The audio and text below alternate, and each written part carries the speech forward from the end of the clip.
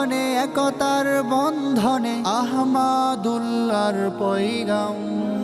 উম্মার স্বার্থে সুন্নার সাথে দিনভর করে সংগ্রাম। দিনের প্রয়োজনে একতার বন্ধনে আহমাদুল্লাহর পয়গাম।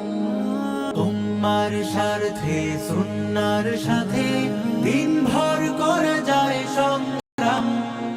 আলহামদুলিল্লাহ 1500 ঘর গৃহহীনদের মাঝে হস্তান্তরের কার্যক্রম আজকে আমরা এখানে আনুষ্ঠানিকভাবে উদ্বোধন করছি। তাকে আমরা ঘর তৈরি করে দিয়েছি, তার নাম হলো মোহাম্মদ জিয়াউর রহমান।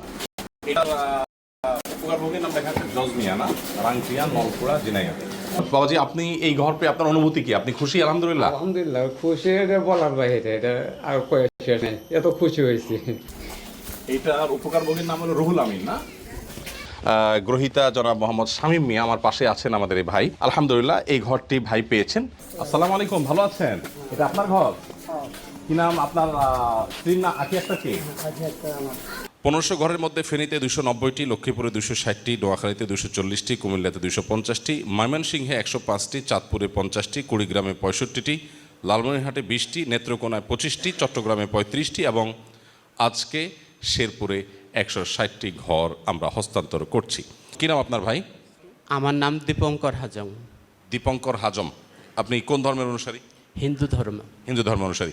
ধর্ম বর্ণ নির্বিশেষে প্রত্যেকটা মানুষের পাশে আমরা দাঁড়াবার চেষ্টা করছি। হারুন রশিদ ভাইকে আমরা একটা ঘর হস্তান্তর করলাম। তিনি একজন অন্ধ প্রতিবন্ধী।